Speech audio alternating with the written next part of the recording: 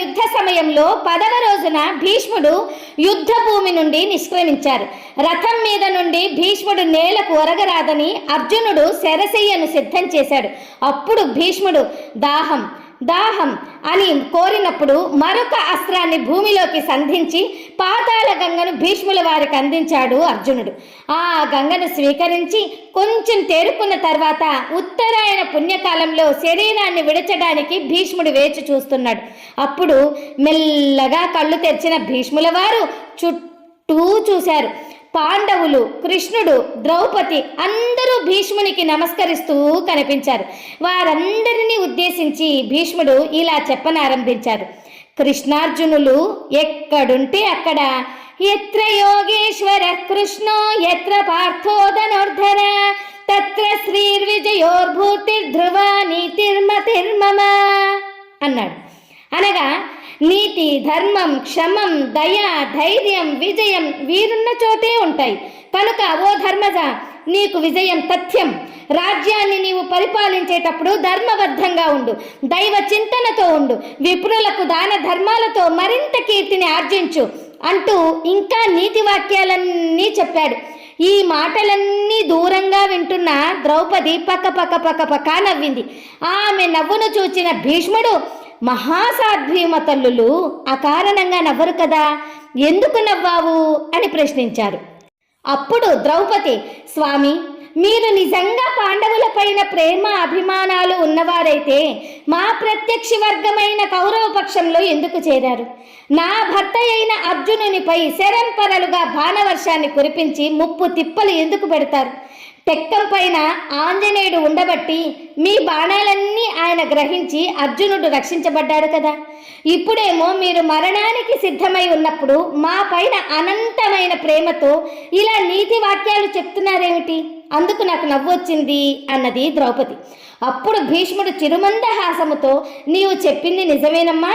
నేనిన్నాళ్ళు దుష్టుడైన దుర్యోధనుని వద్ద దుష్టభోజనం చేసి నా శరీరం, నా రక్తమాంసాలు దుష్టంగా మారిపోయాయి.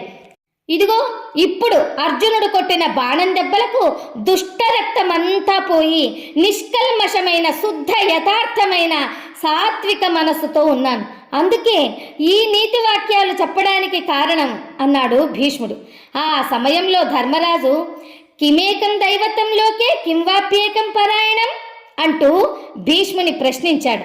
ఏ మంత్రం వలన మానవుడు జన్మరాహిత్యాన్ని పొందుతారు అని ప్రశ్నించాడు. అప్పుడు భీష్ముడు, ఇప్పటి వరకు అర్జునునకు శ్రీకృష్ణుడు భగవద్గీతను బోధించాడు కనుక ఆ శ్రీకృష్ణ పరమాత్మనే పరమాచార్యుడు, ఆయననే అడుగు ధర్మజ అన్నాడు. అప్పుడు శ్రీకృష్ణుడు అక్కడే ఉండి, ఓ భీష్మ పితామహ, ఇప్పటి వరకు భగవద్గీతలో నన్నే పూజించు, నన్నే ధ్యానించు, నన్నే అర్చించు, మామేకం శరణం వ్రజ అంటూ నాకు నేనే చెప్పుకున్నాను. కానీ నా గురించి ఎవరైనా చెప్పితే వినాలని నాకుంది కనుక ధర్మరాజు సందేహాన్ని మీరే తీర్చండి అన్నాడు. అప్పుడు భీష్ముడు, విశ్వం విష్ణుర్వ షట్కారో అంటూ సహస్రనామాలను మొదలుపెట్టాడు. ఈ విష్ణు సహస్రనామంలో 108 శ్లోకం కూడా భగవద్గీతలోని 700 శ్లోకాలు సమాన పుణ్యాన్ని అందించేవి. భగవద్గీతను మొత్తం చదవలేని వారు ఈ విష్ణు సహస్రనామాన్ని చదివినా అదే పుణ్యం వస్తుంది. మరి ఈ విష్ణు సహస్రనామాన్ని భీష్ముడు ధర్మరాజుకు బోధించేటప్పుడు ఎవరైనా వ్రాసారా అనే సందేహం చాలా మందికి ఉంటుంది. ఈ విష్ణు సహస్రనామాన్ని ఎవరు ఈ కలియుగం వరకు అందించారు అనగా, పాండవులు శ్రీకృష్ణుడు పుట్టక ముందే వ్యాసుల వారు మహాభారతాన్ని రచించారు కదా. ఆయన ఈ మహాభారతాన్ని రచించే ముందుగా తగిన వ్రాతకారుడు ఎవరా అని ఆలోచించి గణపతినే ఎంచుకున్నాడు. అలా మహాభారతాన్ని వ్యాసుల వారు చెప్తూ ఉండగా అతి వేగంతో వ్రాయగలిగారు గణేశుడు. బుద్ధిమంతుడైన గణపతికి అప్పుడే వ్రాసేటప్పుడు ఒక సందేహం వచ్చింది మహాభారత యుద్ధ సన్నివేశం గురించి. ఓ వ్యాస మహర్షి, ఇప్పటి వరకు మహాభారతం వ్రాయటం పూర్తయిపోతుంది, ఇక యుద్ధ సన్నివేశం కూడా పూర్తిగా వ్రాసేస్తే తదుపరి యుగాల ప్రజలకు ఇదంతా రాజకీయ గ్రంథంగా ఉంటుంది. ఇది చదివిన వారికి భక్తి, ముక్తి ఎలా లభిస్తుంది అని ప్రశ్నించాడు.